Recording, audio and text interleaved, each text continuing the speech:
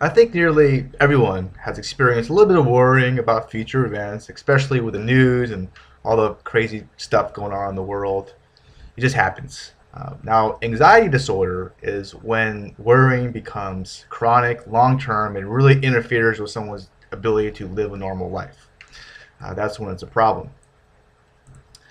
Now, it's actually the most common mental health problem for adults in the United States, and actually affects women twice as much as men, maybe because they worry about their kids more, who knows. Now, with this disorder, a lot of health experts believe that anxiety sends a message to various organs to make them work harder, sort of like the whole fight or flight survival mode. This basically means the heart starts beating quicker, muscle starts getting tense, you get shortness of breath, and of course this can be very helpful in certain situations like survival, but if your body goes to it too much and it's constantly in this high alert mode, there's going to be a price to pay. Just like if you partied for like a week straight with barely any sleep, you're going to have to pay for something, pay for that. Now, besides the mental toll of not being able to concentrate and difficulty sleeping and maybe some drug abuse like alcohol abuse and stuff, some cardiovascular problems can take place. According to the Women's Health Initiative, a study involving 3,000 people showed that if a person has a history of panic attacks and anxiety, their risk of getting heart disease and stroke actually triples. So that's not good. Besides the cardiovascular problems, it actually hurts the digestive system as well, and doubles the chance of irritable bowel symptom, which has a lot of problems like constipation, diarrhea, and stuff, and pain. Now, one of the best ways to deal with anxiety would be, of course, to talk to people, like talk to a good friend or a family member. Definitely helps. Another idea, which sounds kind of cheesy, but I use it a lot, is they turn fears and frustrations into how-to questions. And what this does for me, at least, is it kind of helps my brain focus on the positive and stuff that I can accomplish rather than just all these crazy fears that may not even take place. Now, when it comes to herbal remedies to treat anxiety, there are like more choices than there are countries in the world. There's like tons of them. Now, first, I'm going to talk about a few of the leading popular herbs for anxiety that I do not recommend, and I'll tell you why. The first one is something called kava, which is very popular in the South Pacific. I came from Fiji. I went there, and it's huge over there in Fiji. And it helps people, calm them, and helps them go to sleep. But the reason I don't recommend it because it's linked a lot to liver problems and liver disease, and many countries have banned it because, well, it's not very healthy in that regard.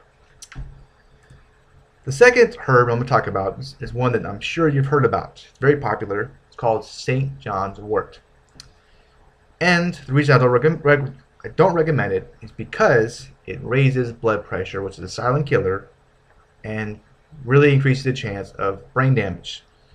It also raises the chance of sunburns, skin cancer, and hurts a man with love making, and that's important. Now, for herbs I do recommend, well, there's a huge list. I'm just going to talk about a few of them. The first one I have to recommend, it comes to the top of my head, would be omega-3. It's not a herb, but it's definitely, you should take it. Harvard does a study, and they say it's a sixth leading cause of death in the United States is lack of omega-3 fats. So definitely need more of it. You can't get it through fish, but when you eat fish, you get a lot of mercury and contaminations, which is why supplements are a great choice. The next herb, something called the ginkgo biloba. Comes from the ginkgo tree that is famous for surviving atomic bomb blasts and has like fire resistant sap and everything. It's crazy. Now there's a lot more. If you want to learn more about the herbs for anxiety and just herbal remedies in general, I highly recommend a free guide that I wrote, which I'm going to talk a little about later. Now, before you do go out and buy a bunch of dietary supplements, there's a few things you should notice and you should be aware of, including the dangers of herbs. There's a lot. And there's a lot of dangers with supplements. The fact is, the industry is kind of like the Wild West in the United States history. What that means is that supplement companies can do whatever they want. There's not that many laws and rules that can kind of protect consumers from crappy products. The fact is, every year, hundreds of supplements get banned and taken from store shelves from having problems and harming people. Government agencies simply don't have resources and time to sit there and check out all these products before they're sold. Make sure they're safe. More bad news is there really is not that much good information online and in the world that can help somebody in choosing dietary supplements. At least I've looked out and I couldn't find that much good information. But the great news is I've actually put a lot of great tips and a lot of great information together into this one little guide all about the topic of shopping for supplements that I really feel can help a lot of people. It can help a person avoid a supplement brand that could be harmful to them, crappy brand, and really give some tips on choosing a good choice.